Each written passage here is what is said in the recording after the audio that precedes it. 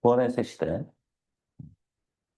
자, 현재적 영역으로의 하나님 나라입니다. 마태복음 23장 13절에 화 있을진저 외식하는 서기관들과 바리새인들이여 너희는 천국문을 사람들 앞에서 닫고 너희도 들어가지 않고 들어가려고 하는 자도 들어가지 못하게 하는도다. 이 서기관들과 바리새인들이 천국으로 들어가는 그런 지식을 가지고 있었죠. 흔히 이제 우리가 여기서 지식이 뭐냐, 율법이다. 또는 이제 구약의 어떤 성경이다, 말씀이다, 이렇게 보는데, 누가복음에도 이제 비슷한 내용으로 얘기하고 있습니다. 여기서는 이제 서기관 바리새인이라고 얘기하지 않고 율법 교사들이라고 얘기하고 있죠. 율법을 가르치는 랍비들, 선생들. 너희가 지식의 열쇠를 가져가서 너희도 들어가지 않고 또 들어가고자 하는 자도 지금 막고 있다라고 얘기하고 있거든요. 여기서 이제 우리가 주목하는 부분은 현재성을 가지고 있는 거예요. 이 천국으로 지금 들어가야 되는데 들어가지 못하게 하고 있다. 어떤 진행을 얘기하고 있는 것이고, 그에 반해서 이제 마태복음 21장 31절에 보면은, 얘네들은 못 들어가고, 심지어 지금 지옥 백성을 오히려 만들어가고 있는 사람들이고, 이들의 어떤 율법주의, 외식주의적인, 율법의 어떤 행위 구원적인, 그런 것들이 오히려 복음을 막고 있고, 하나님 나라로 들어가고 있는 사람들을 자기도 막고 있고, 자기 스스로도 막고 있고, 타인들도 못 가게 막고 있고, 오히려 누가 더 먼저 하나님 나라에 들어가냐면, 당시에 이제, 가장 빈민층이고, 때로는 이제, 할 수 있는 가장 약자이면서, 또 누가 보더라도, 그냥, 죄인인 창기들이죠. 창녀들과, 당시에 이제 로마의 지배하에서 사람들을 착취하는, 세금으로 폭리를 취하고 있는 이런 세리들, 이 세리와 창녀들이 이제 가장 도덕적으로 지탄받고 사회적으로 손가락질 당하는 사람들의 부류가 오히려 하나님 나라에 먼저 들어가리라라고 얘기를 하신 거죠. 근데 다른 내용보다도 이 현재성을 가지고 있는 그런 수로 동사 자체가 굉장히 현재적이죠. 천국에 들어갈 수 없다. 못 가기 현재 지금 막고 있다. 아니면 세리와 창녀들이 먼저 지금 들어갈 거다라고 있습니다.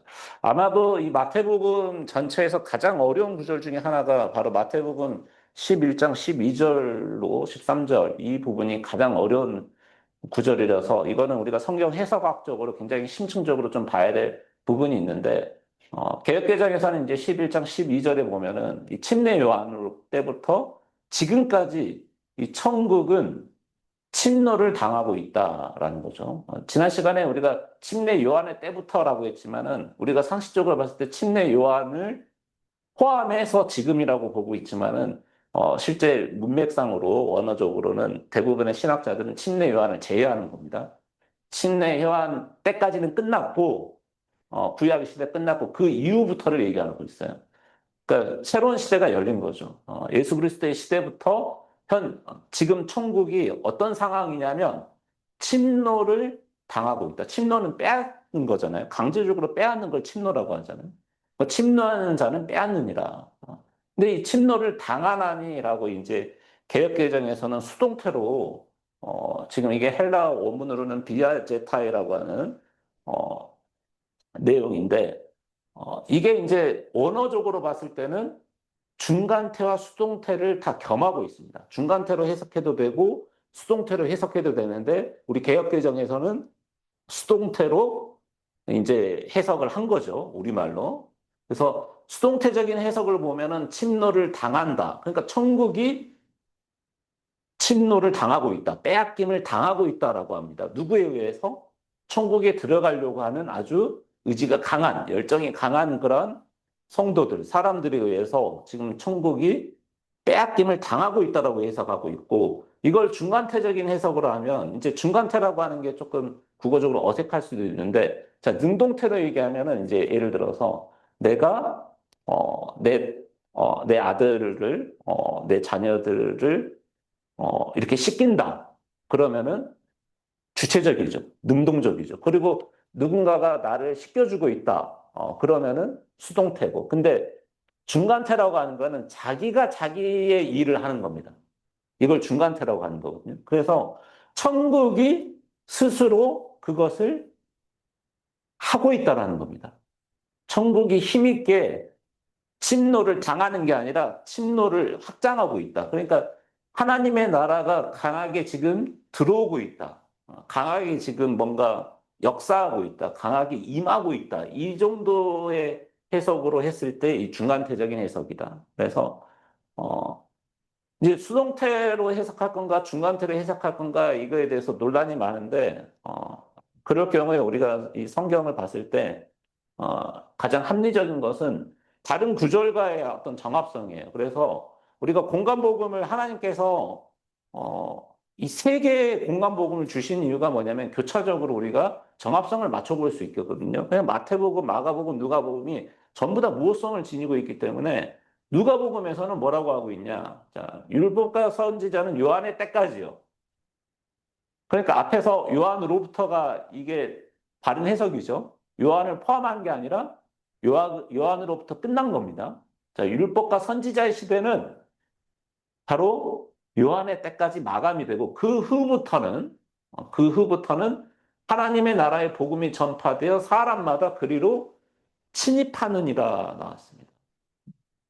그래서 여기서 비아제타이라고 하는 것은 분명히 힘써 들어간다. 중간태적인 의미가 있습니다. 그래서 하나님의 나라가 선포되자 사람들이 강렬한 어떤 열망으로 그 나라를 붙잡는다라고 하고 있는 것이죠. 그래서 우리가 뭐 개역개정의 성경을 비판하는 것이 아니라 개역개정의 대로 해석해도 뭐 무리는 없어요. 하나님의 나라가 그렇게 강력한 그 열정을 가진 사람들에 의해서 굉장히 침노를 당하고 있다라고 해석해도 되지만 왠지 이제 저는 이제 이 구절을 읽으면서 어려운 지점은 뭐냐면 이 하나님의 나라는 하나님의 께서 직접 주권적으로 통치하고 있는 나라인데 누군가에 의해서 빼앗긴다라는 그 수로가 굉장히 어색하다라는 거죠. 그래서 저는 중간태적인 성격으로 하나님의 나라가 강력하게 지금 임하고 있다. 그 이후에 이제 사람들이 뭐냐? 그것을 쟁취하기 위해서 마치 밭에 금은보화가 있는 것을 아는 사람은 모든 것을 다 팔아서 천국에 들어가려고 하는 것처럼 그 이후에 이제 사람마다 그리로 이제 들어가려고 하는 거죠. 침입이라는 건 힘써 들어간다. 침입이라고 하니까 좀 뭔가 노략질 같은데 힘써 들어간다라는 뜻입니다. 그래서 결론입니다. 1차적으로. 자, 세례 요한 이후에 이 하나님의 나라는 있잖아요. 구약 시대처럼 하나의 언약, 하나의 약속으로만 그냥 그치는 게 아니라 실제로 역사 속으로 뚫고 들어왔습니다. 그 전까지 선지자들은 그냥 말씀으로, 선지자들의 어떤 애언으로, 그런 나라가 올 거야, 라고, 얘기가 되고 있었지만, 세례 요한, 침례 요한부터는 진짜 그 하나님의 나라가 뚫고 들어온 거예요. 여기서부터는. 그리고 본격적으로 그리스도를 통해서, 예수님을 통해서, 예수님의 사역을 통해서 이제 세리나 죄인이나 병자나 가난한 자나 이런 사람들을 해결시키고 그들에게 안수하고 이 침례를 베풀고 함으로써 진짜 하나님 나라의 역사가 이 땅에 역사적인 사건으로 인해서 진행이 돼버리고 있는 것이죠. 그래서 이제 이 헬라어 원문의 기초에서 이 마태복음과 누가복음을 그대로 이제 번역을 하면 그러나 세례자 요한의 날들로부터 지금까지 하늘들의 왕국, 마태복음에서는 이제 해본입니다. 근데 복수형이에요. 하늘이 복수입니다. 우리의 하늘만 있는 게 아니라 여러 하늘이 있기 때문에 이 하늘들의 왕국이 지금 힘써서 나아가고 있고 힘쓰는 자들이 그것을 강력하게 지금 움켜잡고 있다. 이렇게 하면은 침노를 당한다라는 해석이 조금 어색하니까 더 자연스러운 것 같고 누가복음도 이제 하나님의 왕국이 복음으로 전해지고 모든 이가 그 안으로 이제 침략해 들어간다, 좀 침입한다라는 말보다도 힘써 들어가고 있다. 지금 그런 시대에서 우리가 살고 있다. 지금 정탈전이다. 지금 하나님의 왕국으로 들어가려고 이 하나님의 왕국 자체도 지금 힘있게 나아가고 있고 이 해가 지금 강렬한 해가 지금 뜨고 있는 것이고 그걸 통해서 우리가 힘써 들어가는 지금 과정에 있는 것이죠. 하나님 나라의 현재성에 대해서 말씀드렸고, 두 번째는 이제 하나님 나라의 특성인데, 축복입니다, 축복. 축복이라는 것으로 이 하나님 나라는 온 거다라는 거죠. 그래서 하나님 나라의 비유로서 이 복을 받는다 또는 보아다 이런 말씀이 많이 있는데 마태복음 25장 34절에 보면은 그때 임금이 그 오른편에 있는 자들에게 이르시되 내 아버지께서 복 받을 자들이여 나와 창세로부터 너희를 위하여 예비된 나라를 상속받아라. 이미 이 땅을 천지 창조를 하시기 전부터 다 이미 예비되어 있는 그 나라를 상속받는 것. 즉, 하나님의 나라가 임한다라고 하는 것은 우리에게 엄청난 축복과 엄청난 복을 받는 것과 같은 것이고, 마치 비유로서 마태복음 13장 44절에 밭에 감춰진 보화가 같다. 요즘에 뭐 금값도 엄청 많이 올랐는데, 그거하고는 비교도 할 수 없는 그런 금은 보화가 밭에 숨겨져 있는 것과 같다라는 거죠. 그것을 우리가 발견을 했습니다. 복음을 통해서, 성경 말씀을 통해서. 그러면 정말 뒤도 안 돌아보고 올인해야죠. 금은 보화를 자기 소유를 다 팔아야 됩니다. 모든 것들을 다 바쳐야 됩니다. 무엇을 위해서? 하나님 나라에 들어가기 위해서.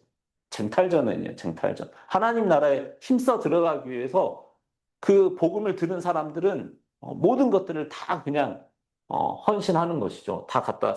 왜냐하면 엄청난 보화로서, 축복으로서 이 하나님 나라의 유업은 우리가 감히 사도 바울 선생이 얘기했지만 마음으로 담을 수 없을 정도로 이 셋째 하늘, 이 하나님 나라의 그 축복과 영광은 엄청난 것이거든요. 이 하나님 나라의 축복은 무엇과 동일시되냐면 영생과 동일시됩니다. 우리가 천국에 들어간다는 얘기는 다름 아니라 영생을 누린다는 것이죠.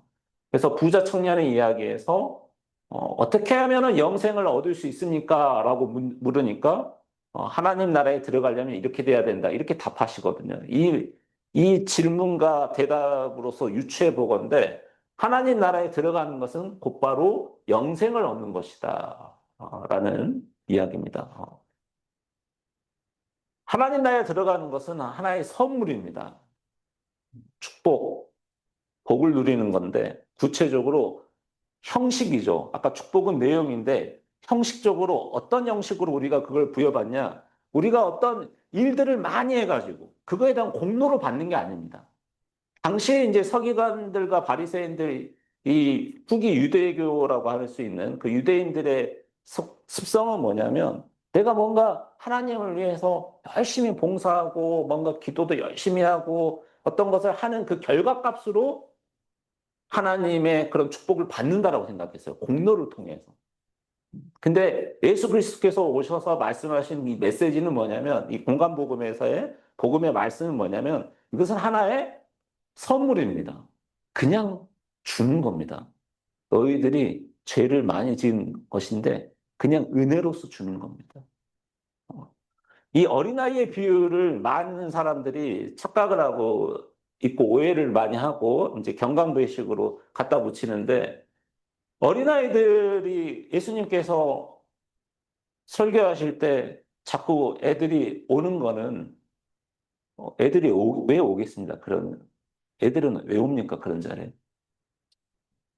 그쵸, 떡 얻어 먹으려고. 뭐 사탕이라도 하나 얻어 먹으려고. 어른들 막 이렇게 뭐 얘기하고 있으면, 뭐 하면서 용돈이라도 하나 받으려고. 그냥 아이들의 그런 순수한 마음이거든요. 그냥 그런 아이들을 내치지 않으시고, 그 아이들이 천국에 들어간다고 말씀하시지 않았어요. 분명하게 봐야 됩니다. 어린아이 같은 마음. 음. 하나님들, 천국은 이런 사람의 것이다. 이런 자세로 오는 사람이다. 이런 자세로 구하는 거다. 하나님 나라의 그 영광을 구하는 자세가 어린아이가 마치 떡 하나 얻어먹으려고, 사탕 하나 얻어먹으려고, 50원, 100원이라도 받을 그 선물로 받는 거거든요. 그런 마음 자세로 받는 거지. 어린아이가 와가지고, 제가 어제 여기 청소 다 했으니까 예수님한테 와서 청소값 좀 주세요. 라고 해서 나 천국에 들어갈 수 있죠. 그러면 이런 자세로 온 게 아니거든요. 근데 바리새인과 이 서기관들을 강력하게 비판하시면서 그 이후에 이 말씀을 하신 거는 뭐냐면 이 하나님 나라라고 하는 속성은 바로 선물이다. 마치 어린아이가 와서 그런 것들을 구하는 것처럼 너희들이 구해야만 하나님 나라의 입성, 그런 도성에 들어갈 수 있는 것이지, 어떤 어른들의 마음으로 내가 뭔가 일을 했으니까 이걸 뭐 받아야지라는 어떤 계산, 그런 그런 계산에 의해서 이렇게 들어갈 수 있는 성질이 아니다라는 것을 얘기하고 있죠. 그렇기 때문에 선물을 달라고 구해야 됩니다. 마태복음 7장 7절 구하라. 그리하면 너희에게 주실 거다. 주세요. 하요. 주세요. 찾으라 그러면 찾을 것이요. 뭐 유명한 문구죠. 문을 두드리라 그러면 너에게 열릴 것이니. 누가복음에도 동일한 말씀이 있으시죠. 12장 31절에 너희는 그의 나라를 구하라. 마치 하나님의 나라는 어린아이가 선물을 받듯이 받아야 될 어떤 무엇입니다. 신적인 통치의 어떤 선물이죠. 신학자 빈센트 테일러가 이렇게 얘기했습니다. 하나님의 나라는 그들이 그것을 선물로 받기 때문에 그들의 것이 되었다. 그것은 신적인 통치의 선물이다. 굉장히 오래된 신학자, 1952년에 저서인데 구원의 선물입니다. 구원의 선물. 그럼 선물의 이제 구체적인 내용을 보겠습니다. 형식은 선물의 속성을 가지고 있다 그랬죠. 그럼 구체적인 내용은 뭐냐? 선물을 통해서 우리가 그 선물 보따리 안에 하나님 나라의 이 선물 보따리 안에 뭐가 들어가 있냐? 보따리 한번 열어보자라는 거죠. 뭐가 있냐면 바로 구원의 선물이 있습니다. 바로 영생이죠. 몸은 부활체를 갖습니다. 누가복음 20장 36절에 오면 천사와 동등이고 부활의 자녀로서 죽지도 않는 이 불멸의 몸을 지니고 있습니다. 영만 죽는 게 아니라 몸도 죽지 않는 그러한 불멸의 몸을 갖게 되는 것이고, 자, 하나님의 나라를 보게 되는 그런 영광을 누리게 되는 것이죠. 어떤 복이냐? 산상수훈이죠. 5장 8절에 마음이 청결하냐 복이 있나니 그들이 하나님을 볼 것이다. 하나님의 나라를 볼 것이고 보는데 그치는 것이 아니라 하나님의 나라 안에서 우리가 통치하고 왕국 그러면 왕이 우리를 억압하는 게 아니라 왕과 함께 잔치가 벌어집니다. 잔치에 참여할 수 있는 그런 영광을 누리는 것이죠. 어. 그래서 마태복음 25장 21절에 보면 네 주인의 즐거움에 참여할지어다. 마가복음 14장 25절에 보면 하나님의 나라에서 새 것으로 마시는 날까지 다시는 마시지 아니하리라. 그러니까 마가복음에는 이제 최후의 만찬이 들어가 있는데 제자들과 함께 포도주와 이걸 최후의 만찬을 하시면서 내가 더 이상 이제 재림하기 전까지는 이 잔을 들지 않겠다. 포도주를 마시지 않겠다. 와서 내가 너희들과 함께 다시 잔치를 열겠다. 이 혼인잔치죠. 하나님의 나라의 잔치라고 하는 부분들이 많이 나옵니다. 그러니까 결국 우리가 구원의 선물을 받는데 그 구체적인 내용은 하나님 나라를 보는 것뿐만 아니라 거기에 잔치를 참여하고 이 구원의 문제는 조금 세부적으로 들어가면 뭔가 우리가 구원이니까 얻는 겁니다. 얻을 구자죠. 영생을 얻는 겁니다. 반대말은 잃어버리는 겁니다. 자, 생명을 얻는 것과 반대의 용어는 대조적인 말은 생명을 잃어버립니다. 잃어버린. 헬라어로는 아폴림이 잃어버리다 또는 멸하다라는 것인데 자기 생명을 잃어버리는 거거든요. 우리는 둘 중에 하나입니다. 하나님의 나라에 들어가거나 아니면 하나님 나라에 들어가지 못하거나 다시 말하면 영생을 얻거나 영생을 잃어버리거나 구원을 얻거나 구원을 잃어버리거나 합니다. 영원한 삶을 살 건가 아니면 멸망에 이를 건가. 마태복음 7장 13절에 좁은 문으로 들어가라. 멸망으로 인도하는 문은 크고 그 길이 넓어서 그리로 들어가는 자는 많고 생명으로 인도하는 문은 좁고 길이 협착하여 찾는 자가 적음이라. 바로 멸망으로 인도하는 문과 생명으로 인도하는 문. 바로 구원으로 가는 길과 그 생명을 잃어버리는 멸하는 길로 가는 것이죠. 아폴림의 길이 있는 것이죠. 자, 마태복음 16장 25절에 보면은 누구든지 나를 위하여 제 목숨을 잃으면 찾으리라. 역설적이죠. 예수 그리스도를 위해서 자기 목숨을 다 바친 사람은 오히려 영생을 얻는 것이죠. 16장 26절에는 역설적인 비유가 아니라 직접적으로 말씀하고 계세요. 우리에게 가장 소중한 건 뭐냐? 이 땅의 부와 명예와 뭐 지식과 다 필요 없습니다. 이 천하를 다 얻는다 하더라도 무엇을 잃으면 자기 생명, 자기 목숨을 잃으면 아무 소용이 없는 것이죠. 구원을 잃어버리면 이 땅에 이룩한 모든 것들이 다 허망한 것이다. 여기서의 목숨은 구원과 같은 것으로 사용하고 있고 반대는 그것을 잃어버리는 것. 오직 몸과 영혼을 능히 지옥에서 멸할 수 있는 결국에는 이제 둘째 사망이죠. 지옥에서 완전히 멸하게 되는 이 잃어버림과 얻음, 영생과 영멸. 그래서 구원이라고 하는 것은 이제 반대 것을 성취하면 되는 거거든요. 반대 거를 반대로 하면 되는 거예요. 그러니까 잃어버린 것을 다시 되찾는 게 구원입니다. 그래서 구원에 이르렀다는 얘기는 뭐냐면 우리가 생명을 잃어버린 상태에서 그것을 다시 찾는 겁니다. 구원의 선물을 주셨다. 하나님 나라에 입성하는 내용으로 구원의 선물을 주셨다는 것은 우리가 뭔가를 잃어버렸는데 그것을 다시 찾게 해주는 겁니다. 회복이란 말도 있죠. 생명을 잃어버렸는데 그것을 회복한다라고 표현하는데 삭개오라고 하는 이 세리가 이제 예수님을 자기 집으로 모시고 내가 지금까지 부정으로 착취한 거는 다 몇 배로 돌려주고 자기 재산을 또 일부를 다 주겠다라는 그런 회개를 하니까 예수 그리스도께서 너희 집에 구원이 이르렀다. 현재성이죠. 구원이 이 집에 이르렀다. 하나님 나라, 구원 이꼬르 하나님 나라입니다. 이미 하나님 나라가 그 집안에 임한 겁니다. 현재적으로. 물론 이제 완전한 상태로 이른 건 아니지만, 이 사람이 바로 아브라함의 자손이다. 이 바리새인 니들이 자꾸 아브라함의 후손이라고 목에 힘주고 다니는데, 바로 이런 손가락질 받는 이 세리가 오히려 구원을 얻은 겁니다. 여기서 이제 인자가 온 것은 예수 그리스도께서 이제 자기 자신을 표현할 때 인자, 사람의 아들로 이제 말씀을 하시는데, 이 인자가 오신 목적은 뭐냐? 어, 잃어버린 자를 찾아서 구원하려 합니다. 잃어버린 것을 찾는 겁니다. 찾아서 구원하려는 겁니다. 이거에 대한 비유로서, 이제 이미 에스겔서에서 34장 16절에도 잃어버린 자를 내가 찾으며, 여기서 이제 주어는 하나님이시죠. 하나님이 하시는 일이 뭐냐면, 뭔가 잃어버리는 자를 찾으러 다니시는 겁니다. 다음 시간에 말씀드리겠지만 하나님의 속성 중에 하나가 찾으시는 하나님. 여러분들이 찾아가지고 하나님을 만난 게 아닙니다.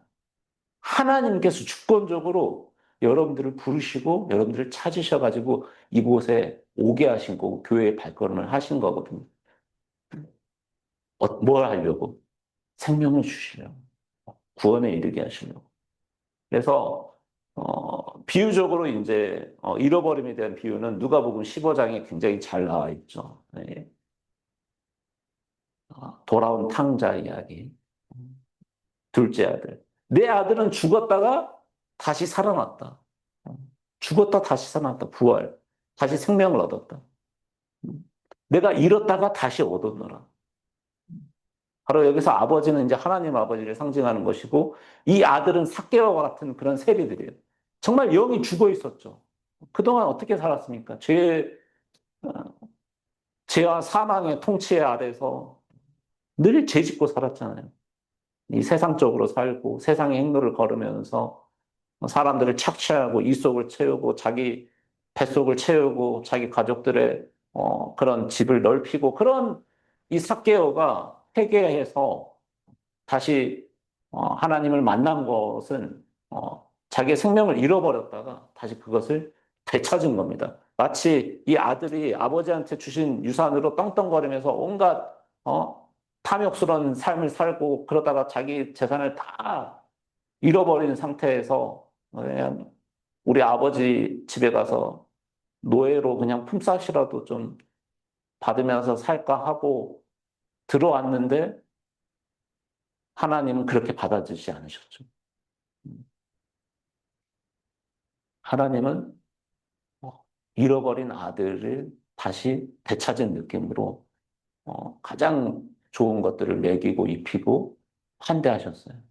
우리가 뭔가 죄책감으로 저희도 좀 이렇게 어떻게 하나님 나라에 어떻게 못 들어갈까요? 이렇게 끼역끼역거리지만은 하나님께서는 그러시지 않는다. 너희들의 잘잘못과 이것을 계산해가지고 유대인들처럼 공로가 이만큼이고 90이고 죄는 30이야. 그러면 플러스 마이너스 해서 60% 이게 아니라 그냥 잃어버린 아들을 되찾으시는 하나님. 그런 자세로 이 하나님의 나라가 여러분들에게 주어지는 것입니다. 선물로서. 그래서 여기서 작은 아들은 이 삭개와 같은 세리를 상징하고 큰 아들이 있어요. 우린 큰 아들에 별로 주목을 안 하는데 이 큰 아들은 뭐냐면 하나님의 나라, 그 아버지 집에 이미 거하면서 그것을 누리고 있지만은 그 기쁨과 그 의미를 모른 채 외식하는 바리새인들과 같은 자들이 바로 이 큰아들과 같은 자들이죠. 하나님의 율법을 받고 그 성전 안에서 기도를 드리고 하는 그 바리새인 이 성경을 달달 알고 암기하고 지식의 열쇠를 가졌다고 하는 이 사람들은 천국에 못 들어갑니다. 마치 큰아들이 그 아버지의 의미도 모르고 아버지와 같이 살고 있으면서도 제대로 된 교제가 이루어지지도 않고 그 즐거움도 알지 못하고 있는 것과 같은 것이죠. 그래서, 어, 하나님의 나라에 들어가는 것은 마치 비유적으로 잔치에 참여하는 것 같습니다. 잔치에 참여.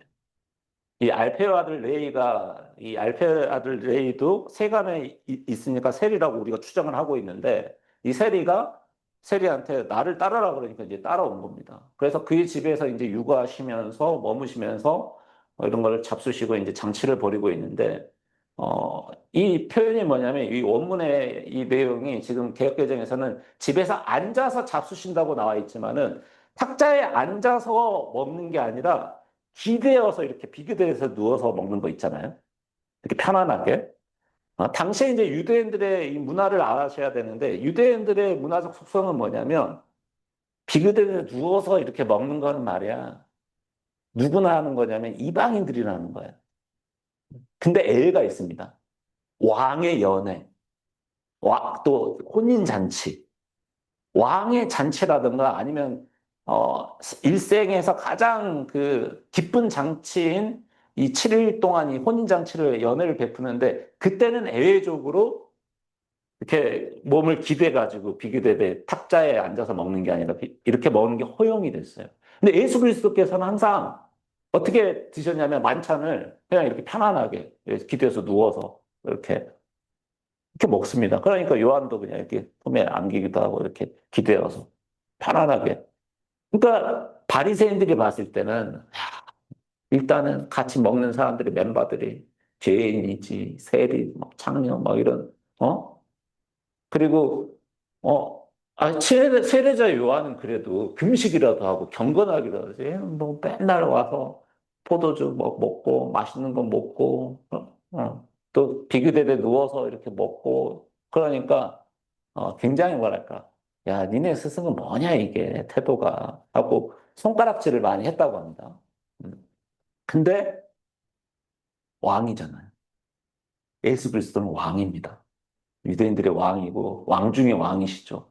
왕과 함께 잔치를 먹으니까 유대인들의 율법에도 어긋남이 없었던 겁니다. 이들이 예수 그리스도를 왕으로 받아들이지 않았기 때문에 이것이 자기들이 율법에 어긋난다고 얘기하는 거지 그리스도께서는 율법을 성취하신 분입니다. 율법의 1.1획도 어긋남이 없으신 분이거든요.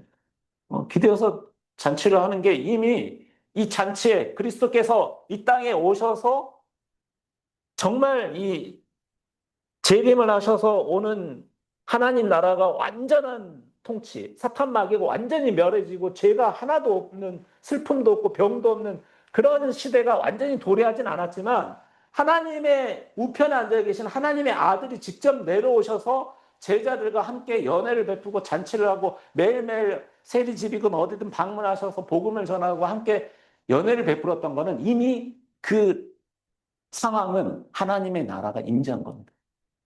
그리스도께서 오셨기 때문에 왕과 함께 베푸는 연애는 하나님의 나라를 체험할 수 있었던 거죠. 맛볼 수 있었던 겁니다.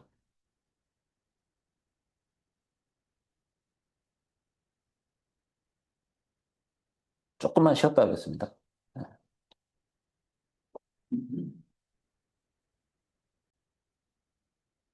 네.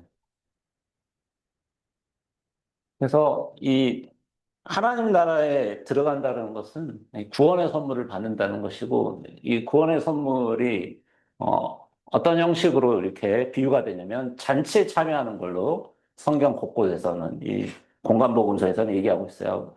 마가복음 2장 17절에 보면은 예수께서 들으시고 그들에게 이르시되 건강한 자에게는 의사가 쓸데없고 병든 자에게 쓸데있느니라. 나는 의인을 부르러 온 것이 아니고 죄인을 부르러 왔다라고 하시죠. 그러니까 이 이따가 이제 이 구절은 굉장히 중요한 구절입니다. 내가 의인을 부르러 온 것이 아니라 죄인을 부르러 왔노라. 이 구절은 굉장히 중요한 구절인데 뒤에서 의의 선물에서 설명을 하겠습니다. 누가복음의 15장 22절 보시면은 그러니까 앞서서 우리가 이제 봤지만은 자꾸 사람들이 그렇게 자기가 봤을 때는 이제 왕인 줄 모르고 누워서 그냥 비그대에 누워서 그런 세리들이랑 세리집에 들어가 가지고 어, 소위 경건하다고 하는 그런 복음 전하는 사람이 하나님 말씀 전한다는 사람이 그런 데서 이러고 있으니 굉장히 이제 수근수근 거리는 거죠. 뒷담화를 하는 거죠. 바리새인 서기관들이 수근거려서 이 사람이 죄인을 영접하고 음식을 같이 먹는다. 근데 그리스도께서는 이 죄인들을 구원하러 잃어버린 양들을 다시 되찾기 위해서 오신 거고 하나님께서 이제 보내신 거죠. 예수님을 자기의 양을 다 찾으라고. 그래서 이 죄인 한 사람이 회개하면은 이 잔치가 어디에서 벌어지냐면 하늘에서 잔치가 벌어져요. 이 하늘에서 회개할 것 없는 의인 99으로 말미암아서 기뻐하는 것보다도 더하리라. 하늘에서 기뻐합니다.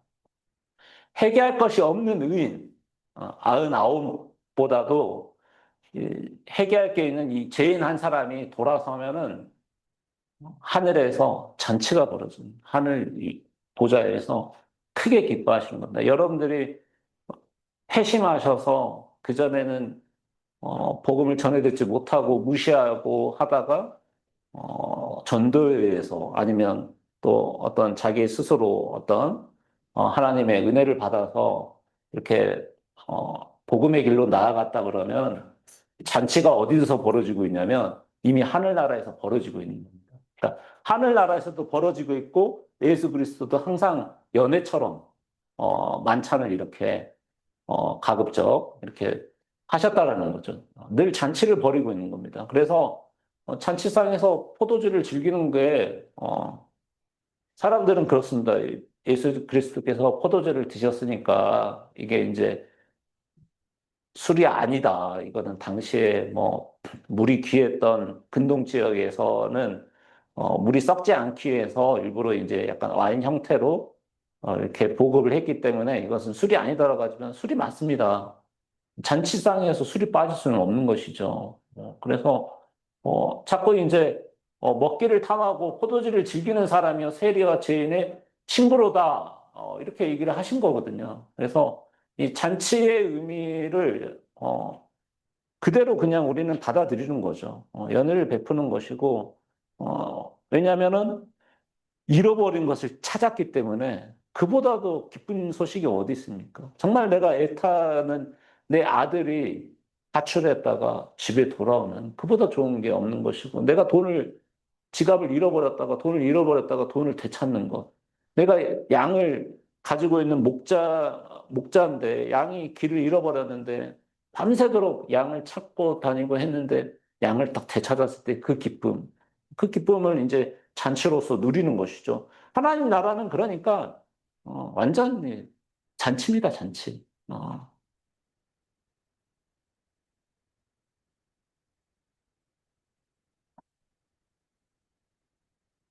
아이고.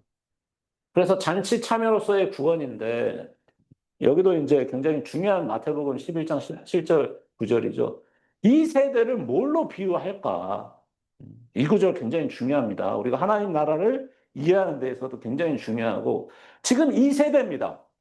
This age. 지금 이 세대, 이 저주받은 세대, 이 사탄 마귀가 이 왕노릇하고 임금으로 있는 이 세상 신들이 펼치고 있는 이 세대를 지금 무엇으로 비유할까? 귀 있는 자여 들을지어다. 아이들이 마치 장터에서 앉아서 자기 동물을 불러가지고 한쪽에서는 뭘 하고 있냐면 피리를 불어가지고 이건 무슨 흉내를 내고 있냐면 왼쪽 그림에 보시면 뭐냐면 소꿉장난인데 애들이 잔치를 벌이고 있는 것이죠. 근데도 이 가짜인 줄 아니까 그냥 턱 깨고 있고 춤추지도 않고 우리가 슬피 울어도 너희가 가슴을 치지 아니하였다. 오른쪽엔 장례식을 이제 애들이 모여가지고 소꿉장난하면서 장례식을 흉내내고 넌 신랑하고 넌 신부의 주례하고 해서 이렇게 하는데 이게 실제가 아닌 것처럼 가짜인 것처럼 받아들이지 않는 것이죠. 여기서 이제 비유적으로 신학자들이 상징하는 것은 뭐냐면 슬피 울고 가슴 치는 장례 이거는 이제 세례 요한이 외쳤던 겁니다. 세례 요한은 금식하면서 우리가 장례식 때 이제 금식을 하고 슬픈 일이 있을 때 금식을 하는 건데 금식을 하면서 세례 요한이 외치는 게 뭐냐면 경고입니다. 하나님 나라가 임했으니까 너희들 회개하라. 그래도 듣지 않고 그리스도께서 오셔서 하나님 나라의 축복이 지금 은혜가 구원이 지금 구원의 시대가 열리고 있다. 새로운 시대가 열리고 있다는 복음을 전해도 그냥 잔치에 참여하지도 않고 마치 잔치를 그냥 먼 발치에서 애들 소꿉장난하는 것처럼 이렇게 쳐다보고 있는 그런 바리새인과 서기관들을 향해서 지금 이 세대가 그렇게 반응하고 있지 않는 영이 죽어버려 있는 완전히 마음이 완악해진 이 세대를 지금 비유적으로 장터에서 이런 소꿉장난을 하는 것처럼 이렇게 표현을 하고 있는 것이죠. 왜 이렇게 해석하는 게 합당하냐면 바로 이어지는 구절이 그렇습니다. 11장 18절에 보면 요한이 와서 먹지도 않고 마시지도 않았어요. 요한은 정말 금욕적인 삶을 몸소 보였습니다. 근데 그 요한한테 뭐라고 했냐면 저 귀신 들렸다. 그렇게 얘기를 한 겁니다. 인자가 왔어. 예수 그리스도께서 직접 오셨는데 와서 먹고 마시고 먹고 포도주도 즐기고 그렇게 했는데도 왕의 잔치, 하나님의 나라의 잔치를 맛보게 했음에도 불구하고 뭡니까? 관심이 없다. 무관심하다. 이 세대를 어떻게 했고 귀 있는 자는 들을지어다. 하지만 이미 귀가 닫혀 있고 눈이 멀어 보이는 영적인 소경이 돼버리고 영적인 맹인이 돼버린 이 바리새인들을 향해서 당시 사람들을 통해서 이렇게 얘기를 하고 계시는 거죠. 그래서 가장 큰 비유는 하나님 나라를 바로 혼인잔치에 비유하는 것이죠.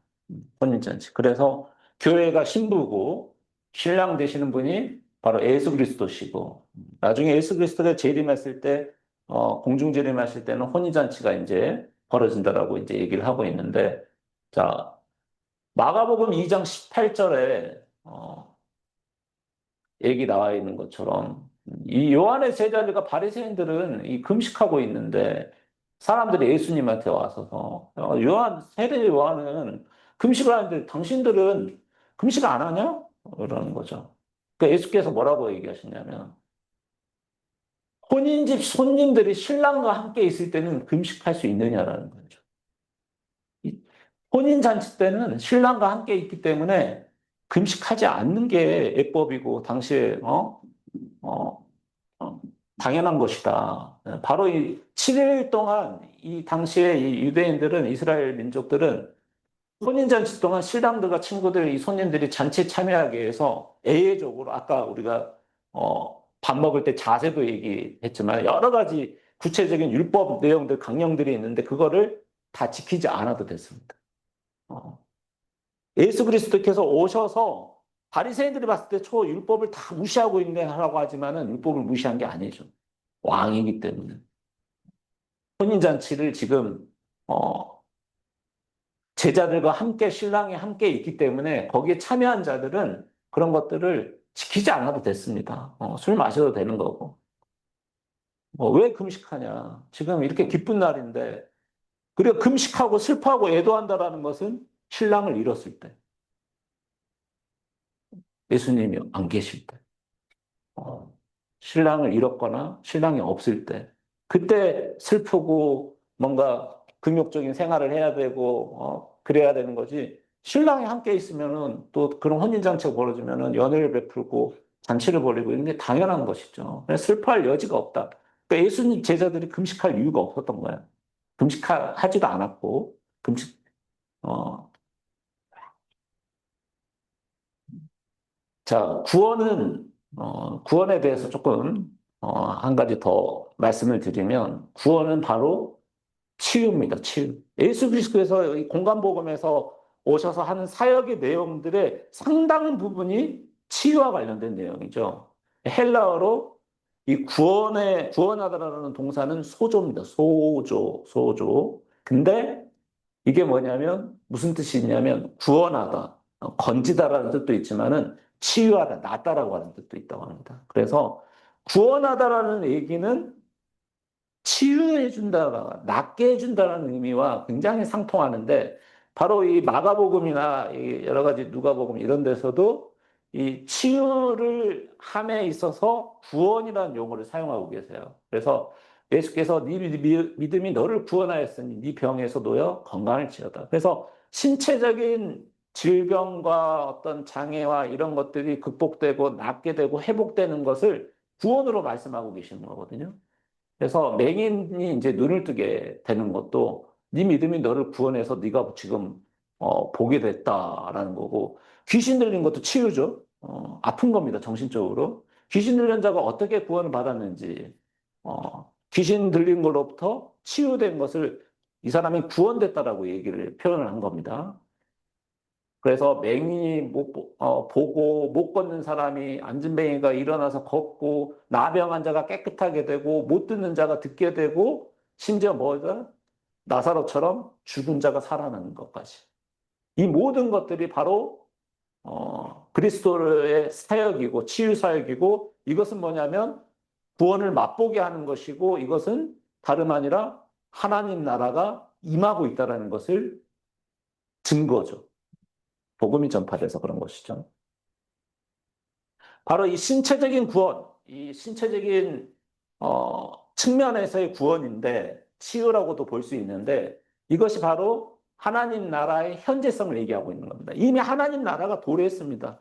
오늘날에도 많은 부흥사분들이나 아니면 목사님, 전도사님들이 치유 사역을 많이 하고 계세요. 그리고 귀신도 쫓고 병도 낫게 해주고 물론 이제 가짜들도 많이 있지만 진짜도 있다고 봅니다. 이런 것들이 뭐냐면 예수 그리스도 이후에 또 예수님께서 강림하셔서 또 다시 또 승천하셔서 우리에게 신랑을 갖지만은 너희들에게 낙담하지 말아라. 내가 성령님을 보내드리겠다. 성령님을 통해서 성령 사역이죠. 치유 사역을 지금 많이 하고 있는데 이 현재성입니다. 이미 하나님 나라가 임하고 있는 거예요. 치유했을 때 하나님 나라가 지금 하나님께서 통치하고 계신 거예요. 하나님께서 그 몸을 통치하고 영혼을 통치하는데 감히 귀신이 그 안에 머물 수 있겠습니까? 하나님께서 강력하게 통치하고 성령이 임하면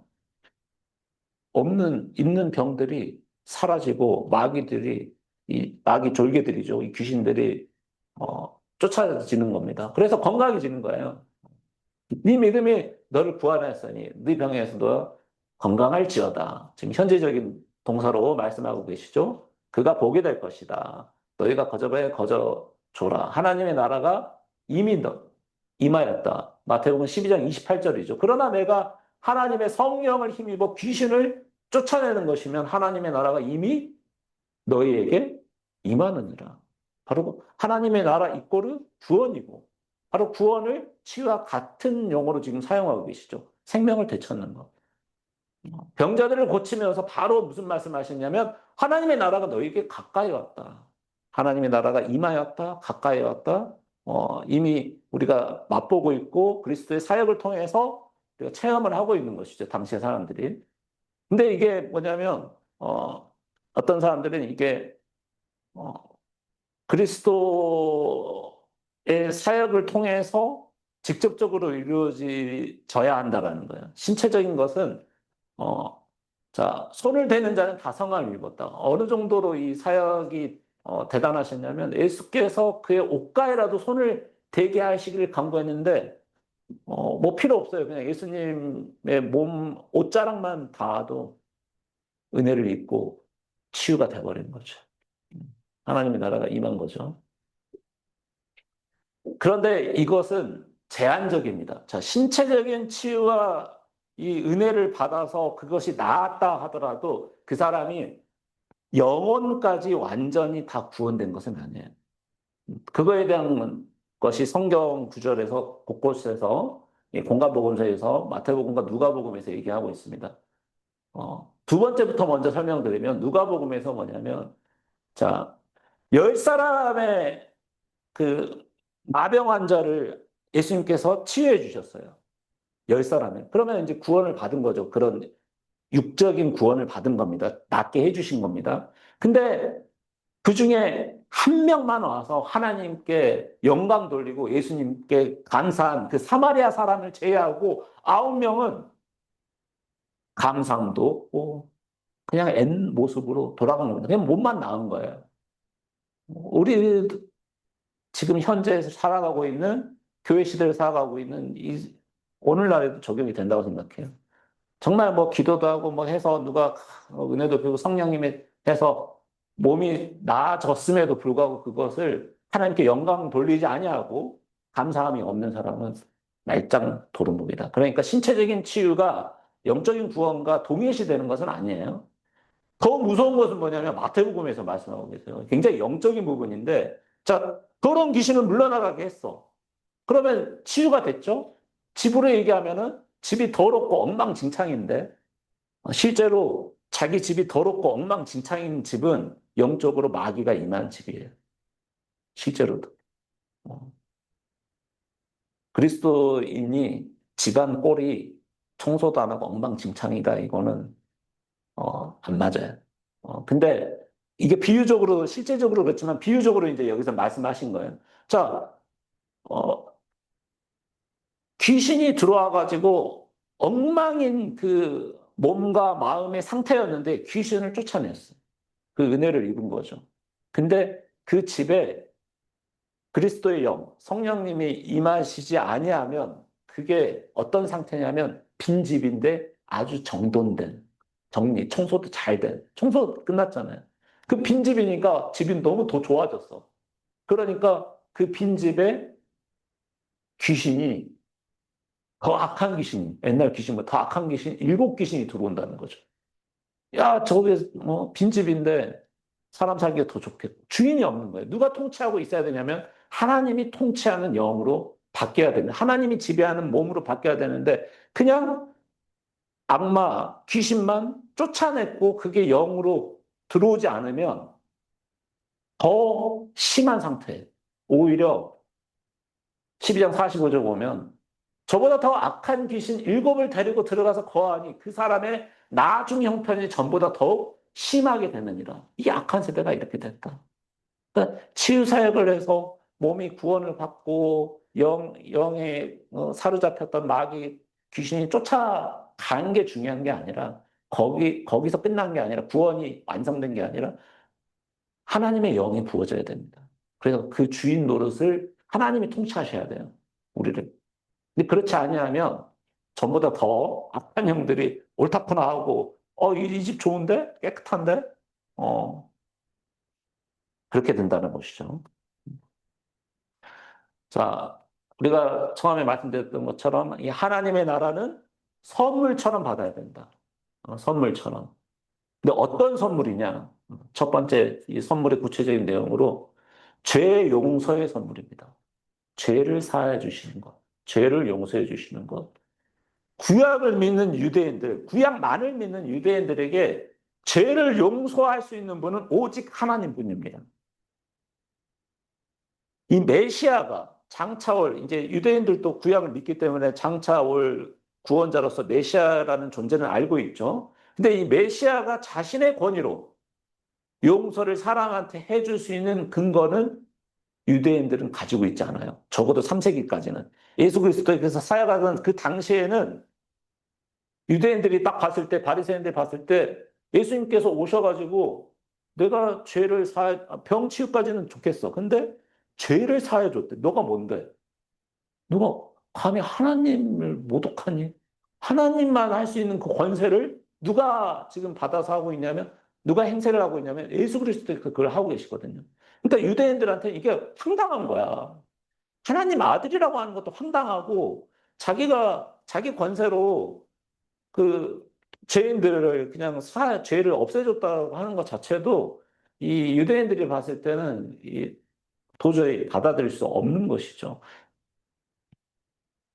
이사야 33장 24절을 보면은, 거기에 사는 백성, 하나님이 이제 죄를 사해 주는 겁니다. 구약에, 이사야서에 빨리 넘어가겠습니다. 거기에 사는 백성이 사죄하는 바들이라 미가서에 우리의 죄악을 발로 밟으시고 우리 모든 죄를 깊은 바다로 던지시는 분, 에레미야 31장에 내가 그들의 악행을 사하고 다시는 죄를 기억하지 아니하라 여호와의 말씀이니라. 에스겔서 18장 31절에 너희가 범한 모든 죄악을 버리고 마음과 영을 새롭게 할지어다. 이거에 주어는, 주체는 바로 하나님입니다. 메시아가 아니죠. 그래서 3세기 그 이후까지도 유일하게 근데, 하나님 아닌데 죄를 사해주는 존재가 구약에 적혀 있는 게 뭐냐면 이사야서입니다. 이사야서가 굉장히 중요한데, 이사야 선지자가 53장 11절에 보면 나의 의로운 종이, 하나님 아니죠. 나의 의로운 종이 자기 지식으로 많은 사람을 의롭게 하며 또 그들의 죄악을 친히 담당한다. 그리고 곧바로 이어서 자기 영혼을 버려 사망에 이르게 하며 범죄자 중에 하나로 헤아림을 받으리니 그러나 그가 많은 사람의 죄를 담당해서 범죄자를 위하여 기도하였느니라. 그래서 우리가 처한 이 죄를 대신 짊어졌다는 얘기는 그분으로 말미암아서 죄 사함을 받게 되는 존재가 바로 메시아라는 것을 지금 유대인들은 알아요. 메시아를 예수 그리스도로 인정하지는 않아요. 그러니까 유대교죠. 우리 기독교하고는 전혀 다른 종교인데, 그럼에도 불구하고 이 존재가 메시아라는 것을 인정한 것은 그때 당시 예수 그리스도께서 사역하던 당시에 이 이사야 선지자의 이 의로운 종을 메시아로 보고 있지 않기 때문에 이 유대인들한테 이 제사함을 할 수 있는 그 권한은 하나님뿐이라는 거죠. 또 하나님에서 이제 내가 의인을 부르러 왔지 죄인을 부르러 오지 않았다. 그래서 이 의인이라는 개념을 잘 알고 있어야 됩니다. 왜냐하면 예수님께서 늘 지탄하고 비판하는 그 사람들은 이 유대 율법주의자들이고, 이 사람들이 의인 개념을 어떻게 사용하고 있고 이것을 알아야만 그리스도께서의 그 메시지를 우리가 정확하게 알 수 있기 때문에 이 유대인들의 의인 개념은 하나님으로부터 죄사함을 받은 자가 아닙니다. 자신의 공적이 불의보다 더 많은 자가 의인입니다. 쉽게 얘기하면 착한 일 많이 한 사람이 의인이에요. 우리 신약에서 그리스도 또 바울 사도가 얘기했던 그 의인 개념은 그게 아니죠. 의롭게 판결받은 겁니다. 어떻게? 죄를 사해 줌으로써 너는 죄가 없다라고 땅땅 한 게 바로 의인의 개념인데, 반대 의인 개념은 행적으로, 쉽게 말하면 착한 일 많이 한 사람, 하나님께서 기쁘신 행위를 많이 한 사람, 행위 의인이에요. 그래서 이 사람들의 그 관념은 뭐냐면 마지막 심판 날에 어떻게 되냐면 선한 행실이 불법한 행실보다 더 많아, 이 사람이. 착한 일 많이 해서. 그러면 면죄. 심판날에 죄를 없애준다. 라는 거지. 그러니까 의인 개념이 먼저 선행하는 거죠. 죄 사함은 나중에 오는 겁니다. 그걸로 행해서. 그래서 이런 배경 하에서 예수님께서 자신의 권위로서 죄 용서를 주장했을 때 이 서기관들이 굉장히 놀라고 당혹스러운 것이죠. 신성모독이라고 했습니다. 결국 이 죄로 예수 그리스도가 이제 십자가에 처형당한 제목 중에 이제 가장 큰 제목이 신성모독죄죠. 2장 7절에 보면 신성모독이로다. 오직 하나님 한 분 외에는 누가 능히 죄를 사하겠느냐. 라고 말씀하신 거죠. 마가복음에도 어, 예수님께서 뭐라고 하시냐면 인자가 땅에서 죄를 사하는 권세가 있는 줄을 너희로 알게 하려 합니다. 예수 그리스도의 메시지는 뭐냐면 구원인데 구원은 뭘 통해서 하나님 나라가 임할 수 있냐면 바로 죄사함이다. 그 죄사함의 권세를 내가 행사하겠다라는 겁니다. 그리스도께서 자기 자신을 인자로 표현한 것은 뭐냐면 이 인자가 사람의 아들이라고 해서 겸손하게 이렇게 표현한 것이 아니라 우리가 다니엘서를 봐야 됩니다. 다니엘서의 인자가 어떻게 되어 있냐면 7장 13절에 보면 다니엘의 이 환상 속에서 인자 같은 이가 하늘 구름을 타고 와서 애적부터 항상 계시니 하나님 앞에 나아가서 이 인자 같은 이가 구름을 타고 올라갑니다. 이 천상의 존재예요, 인자는. 그래서 예수 그리스도가 바로 이 천상의 심판자인 동시에 땅에서도 죄를 사하는 권한을 가지고 있다는 것을 다니엘서와 이 마가복음에서 우리가 인자라고 하는 개념에서 이 권세를 가지고 있는 분이라는 걸 알 수 있는 것이고, 이 죄 용서라고 하는 것이 굉장한 선물입니다. 하나의 죄를 사하여 주는 것으로 비유하는 것이죠. 그래서 이 천국 하나님 나라는 이 죄를 이제 빚이라고 하는 것을 죄로 번역할 수 있는 거거든요. 빚진 자가 죄 지은 자입니다. 그래서 우리 음, 주기도문에도 내가 죄 지은 자를 사하여 주는 것 같이 이것을 빚진 자, 원래 원어는 빚진 자입니다. 내가 빚진 자를 사하여 줄 빚을 그냥 없다고 해준 겁니다. 원래 원어에 가까운 것은 죄가 아니라 주기도문에서는 죄 사함이 아니라 빚을 탕감해 주는 거거든요. 마태복음 18장에도 천국을 뭘로 비유하고 있냐면 그 종들과 결산하는데 어떤 임금과 같다. 이게 뭐냐면 빚진 자로 얘기를 하고 있습니다. 우리가 결산할 때 우리의 죄가 어느 정도냐면 10,000달란트 빚진 자입니다. 천문학적인 액수라고 합니다. 당시에는. 우리가 도저히 갚을 수 없는 빚을 지고 있는데 그 빚을 하나님께서 뭘 대가를 받고 탕감해 준 게 아닙니다. 너 빚을 탕감해 줄 건데, 너 죄를 없애 줄 건데, 너가 앞으로 뭘 할 것 같으니까, 아니면 너가 앞으로 뭘 했으니까, 과거의 행적, 미래의 어떤 일, 이거를 약속하고 탕감해 준 게 아니라 그냥 탕감해 준 겁니다. 왜? 불쌍히 여겨져서. 은혜죠. 하나님 나라는 그렇게 선물로 주는 겁니다. 그냥 주는 거야. 거저 주는 겁니다. 어. 그러니까 너희들도 어떻게 해라? 용서해라. 주기도문 말씀처럼. 너희들도 이렇게 죄를 사해주고 빚을 탕감해 줬으니까 너희들도 용서해라. 근데 이 악한 종이 그런 은혜를 받았음에도 불구하고 100데나리온 얼마 되지도 않은 빚진 동료들 가지고 빚 갚아라고 하니까 하나님은 그걸 아시고 너희 형제를 용서하지도 않았는데 어떻게 하나님 나라에 너희들이 들어올 수 있겠냐. 그래서 우리는 어, 다 용서해야 합니다. 우리는 엄청난 은혜를 입었기 때문에 하나님 나라에 들어갈 수 있는 영광을 우리가 누리고 엄청난 액수를 탕감받았기 때문에 우리한테 죄 지은 사람들은 우리를 다 용서하라는 말씀이시죠. 마태복음 6장 11절에 우리 주기도문이죠. 우리가 우리에게 죄 지은 자를 사하여 준 것 같이 우리 죄를 사하여 주시고 이게 원어가 원래 빚진 자입니다. 우리에게 빚진 자들 사하여 준 거 우리 빚을 사하여 주시고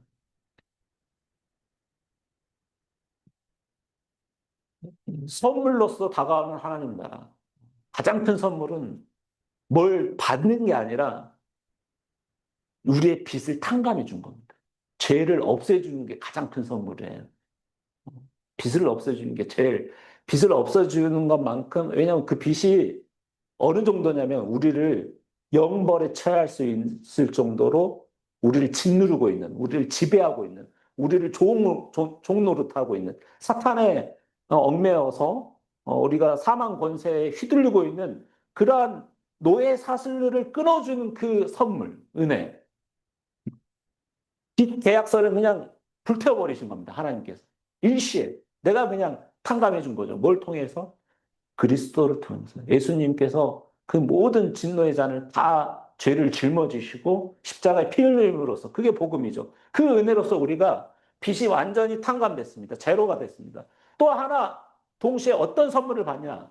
의의 선물을 받은 겁니다. 자, 의가 굉장히 중요한 단어인데 의는 우리가 정의 또는 라이트니스 어떤 의로움 이렇게 생각하면 어떤 윤리적인 도덕적인 어떤 덕이라든가 어떤 실질적인 윤리적인 내용을 가지고서 의로움이다 이렇게 생각하면 그렇게 다가오는데 그렇게 생각하는 것은 구약의 율법주의자들이 생각하는 의의 개념입니다. 신약에서는 의의 개념을 그렇게 사용하고 있지 않아요.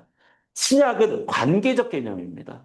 어떤 덕의 내용적인 개념이 아니라 관계적 개념. 하나님과 나 사이의 관계에서 하나님께서 우리를 의롭다고 칭해준다는 건 뭐냐면 너는 죄가 없다라고 판결해 준 겁니다. 그게 바로 의를 받은 거예요. 그게 의로운 자입니다. 그게 의입니다. 그래서 마태복음 6장 33절에 보시면 너희는 먼저 그의 나라와 그의 의를 구하라. 그의 나라는 하나님 나라죠. 우리 지금 공부하고 있는 주제. 하나님 나라를 구해요. 그리고 하나님의 뭘 구해라? 의를 구해라. 하나님께서 판결해준 땅땅하고 너 죄 없다라고 하는 그런 면제, 신적인 면제, 그거를 받아야 되는 거예요, 우리는. 그리스도 안에서 받을 수 있는 것이죠. 그래서 굉장히 어려운 구절 중에 하나로 사람들이 많이 보고 있는데, 그 앞서서 이제 하나님의 나라를 구한다는 하나님의 의를 구한다는 똑같아요. 자, 하나님의 나라, 하나님의 통치 권역 안에 들어가기 위해서는 죄가 없어야 돼요. 하나님은 죄를 보실 수 없는 분이세요. 죄가 이시 하나님 나라에 입성할 수 없어요. 더러운 누더기 옷을 입고서 혼인잔치에 들어갔다가는 쫓겨납니다. 우리는 이 누더기와 같은 옷을 그리스도의 옷으로 다시 거듭나서 입어야 하죠. 그리스도와 연합해서. 그래서 하나님의 나라를 구한다는 것은 구원의 새로운 시대로 들어가기를 구하는 것이고 하나님의 의를 구한다는 것은 하나님으로부터 너가 옳다. 너가 죄 없다. 너가 이제 기꺼이 받아주겠다라는 판결문을 받는 겁니다. 근데 이제 이거를 오해하고서 오늘날까지도 일부 이제 분들은 오해하고 있는 분들이 있는 것 같은데 조심스러운 얘기지만 5장 20절 말씀이거든요. 내가 너희에게 이르노니 너희 의가 서기관과 바리새인보다 더 낫지 못하면 결코 천국에 들어가지 못한다. 하나님께서 천국에 들어갈 수 있는 조건으로 예수님께서 천국에 들어갈 수 있는 조건으로 여러 가지 말씀을 하시는데 우리가 감당할 수 없는 겁니다. 이거 오해를 하면. 너의 의가 그게 이 의를 만약에 어떤 도덕적인 실질적인 내용이라고 그런다면 바리새인들 서기관을 우리 못 쫓아가요. 그 사람들은 엄청난 경건한 삶을 살고 있기 때문에 겉으로 행위적으로 봤을 때는 기도도 엄청 많이 해야 되고 기도 시간도 많아야 되고 행동 거지도 똑바로 해야 되고 율법을 다 지키고 그런 것들을 그런 의로움으로는 천국에 못 들어간다는 거예요. 그런 의로움으로는 하나님께서 완벽하게 모든 율법을 다 따르고 준수하고 행실을 완벽하게 할 수 있는 의의는 없어요. 일단 다 결점이 있습니다.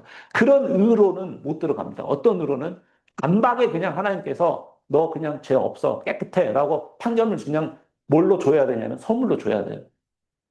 선물로서 그 노예계약 증서를 그냥 다 없애버리고 너희 죄를 한 방에 그냥 사라지게 해야지 우리의 행위 하나하나로 해가지고 이 서기관과 바리새인들처럼 했다가는 결코 천국에 못 들어갑니다.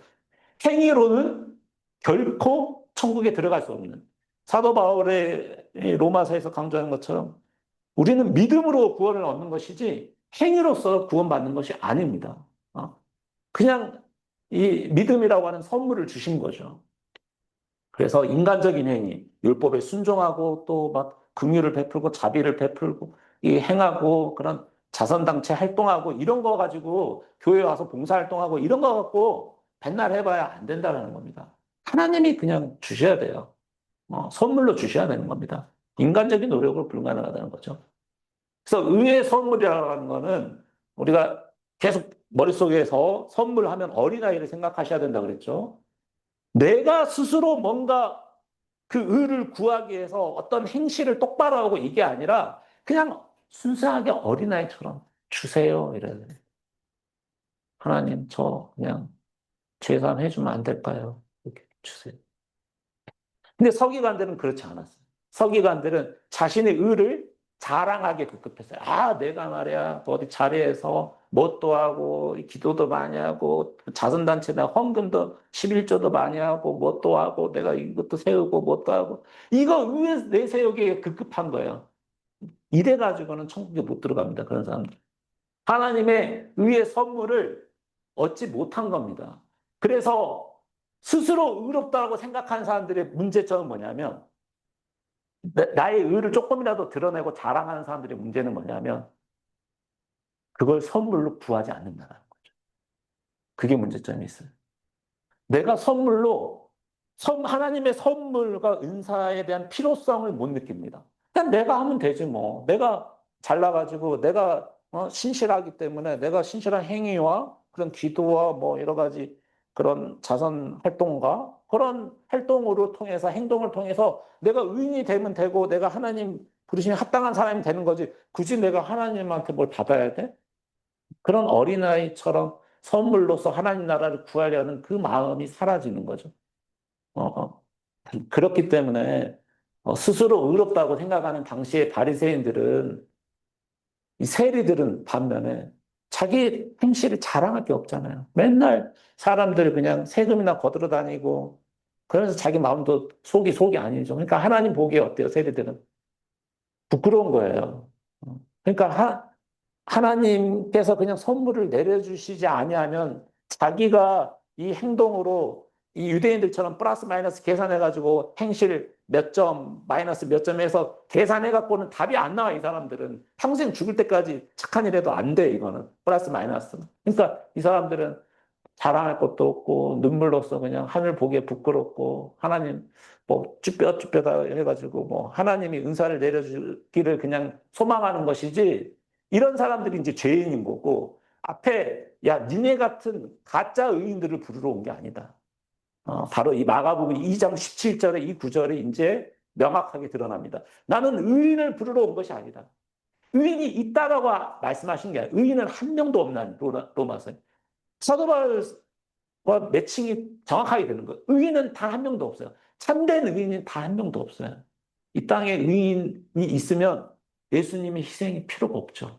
인간의 힘으로 의인이 될 것 같으면 예수 그리스도께서 왜 그런 희생을 치르십니까? 이 땅에 의인은 단 한 명도 없어요. 근데 여기서의 내가 의인을 부르러 온 게 아니다라는 얘기는 바로 누구를 얘기하는 거냐면 너희들 같은 바리새인과 서기관 같은 너희들과 같은 의인을 내가 찾으려고 너희들을 부르러 온 게 아니라 바로 삭개와 같은 이 세리들을, 이 창녀들, 이 사람들, 이 가난하고 정말 복음이 필요한, 긍휼이 필요한 이 사람들을 내가 부르러 온 것이다. 그래서 이 바리새인들의 의는 어떠냐면 기도합니다. 멋있게 남들 보는 데서 기도 많이 하고 모퉁이 돌에 서서 기도하고 목사님 오실 것 같으면 딱 기도하고, 집에 기도도 안 해, 집에서. 근데 골방에서 기도도 안 하는데 남들 보는 데서 막 이렇게 예배당에서 막 기도 막 경건하게 하고, 어우, 저 사람 되게, 어우, 장로님 경건하네? 이런 것처럼, 오늘날 그런 사람들처럼 당대 바리새인들도 서서 따로 기도하고 하나님이여 나는 그래도 하나님 자랑하는 거죠. 토색. 그러니까 돈을 막 이렇게 강탈하는 걸 토색이라고 하는데 불의함, 가늠함 이런 사람들이 아니고 세리라도 갖지 않으면 참 감사합니다 하면서 자기를 되게 축복받은 것처럼 이렇게 하는데 또 뭐야 두 번이나 제가 또 금식합니다. 또 11조도 막 이렇게 드립니다. 라고 하면서 자기 의를 자랑을 엄청 하는 거예요. 나 의인이라고 생각하는 거예요. 걔네들 부르러 온 게 아니에요. 그리스도께서. 바로 세리죠. 세리는 그러면 반면에 멀리 서서 가까이 가지도 못해, 예배당 근처에. 부끄럽거든. 자기 죄인이거든. 감히 눈을 들어서 하늘 쳐다보지 못해. 하늘 똑바로 쳐다보고, 하나님 저 이거 했습니다. 저 11조 냈죠? 당당한 게 아니라 그냥 가슴을 치고, 하나님 불쌍히 여기소서. 나는 죄인으로서다. 바로 이런 바리새인들을 하나님께서 모든 죄를 사해 주시고 의롭다고 딱 해버리신 거죠. 산상수훈의 5장 6절에도 의에 줄이고 목마른 자에겐 복이 있나니, 천국에 들어가는 사람들이 속성에 대해서 얘기를 하고 있는데 산상수훈에서도 5장 6절입니다. 의에 굶주리는 거예요. 의를 갈망하는 거죠. 내가 의에 충만한 자가 아니에요. 나는 의로워. 난 잘났어. 나 정도는 괜찮지라는 사람이 아닌 거죠. 오히려 의를 결핍한 사람들이 선물을 받는 것이죠. 자, 이제 마감하겠습니다. 결론입니다. 예수님의 사역은 그냥 읽겠습니다. 어떤 새로운 교훈, 어떤 윤리적인, 도덕적인 교훈을 주시려고 오신 게 아니라, 물론 그런 내용도 있겠지만은, 하나의 어떤 역사적인 사건이었습니다. 실제 임하셨고, 우리 이 악한 세대를 살고 있는 우리 인간의 삶에 하나님의 아들이 직접 들어오신 거예요. 이 예수 그리스도가 이 당시의 사람들한테 먼 미래의 종말론적인 구원만 말씀하신 게 아니라 너희들 먼 미래에 구원받을 거야. 어떨 거야. 이렇게 그런 설명만 하신 게 아니라 직접 구원을 행사하셨죠. 치유를 통해서 귀신을 쫓아내시고 앉은 자를 일으키게 하시고 심지어 죽은 자까지 나사로까지 살리시면서 그런 복음을 전하시면서 실제 구원이 현실이다라는 현재성을 보여주시면서 이 땅에 직접 이 악한 세대, 이 사탄 마귀가 지배하고 있는 이 세대가 끝나가고 있다는 것을 직접 증거하셨고 또 새로운 시대가 열리고 있다는 것을 보여주셨죠. 직접 보여주셨어요. 그래서 죄를 용서해 주는 것도 나중에 나 믿고 하나님 성경 잘 믿고 이런 사람 나중에 죄 용서해 줄 거야. 나중에 약속을 하신 게 아니라 직접 죄를 용서해 주셨죠. 직접 만나서 세대들에게 죄를 용서해 주시고 청녀들에게 더 이상 죄를 짓지 마라 죄를 사하여 주시는 그 권세를 예수님께서 직접 행사하셨어요. 그런 사람들에게 장차 하나님 나라의 교제에 참여할 거라고 미래의 예언만 하신 게 아니라 현재성을 가지고 직접 하나님 나라의 만찬, 하나님 나라의 잔치에 참여할 수 있는 그런 맛을 보게 하셨습니다. 체험을 하게 하셨어요. 심판 날에 내가 중보해 줄 거야, 변호해 줄 거야, 이 정도의 수준으로 그친 게 아니라 직접 너희들은 죄가 없다, 의롭다라고 칭해주는 그 판결을 해주셨죠. 직접 의의 선물을 주셨어요. 구원의 선물을 주신 겁니다. 마지막 날에 뭐 해방시켜 줄 거야, 나중 일을, 만 얘기한 게 아니에요. 나중에 얘기도 하셨죠. 나중에 어떻게 될 거라는 예언적인 말씀도 하셨지만은 직접 그런 하나님 나라를 체험하게 되었다는 거죠. 역사 속에 직접 들어왔습니다.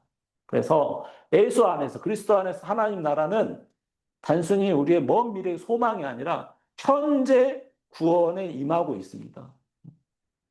우리 성도들도, 이 교회 시대를 살아가고 있는 성도들도 하나님께서 보내주신 성령님을 통해서 우리가 그런 것들을 체험하고 하나님의 왕국을 맛보고 있죠. 잔치에 지금 참여 중입니다. 진행 중이에요. 완성은 아니지만, 그래서 성취 시대는 이미 현재하고 있고요.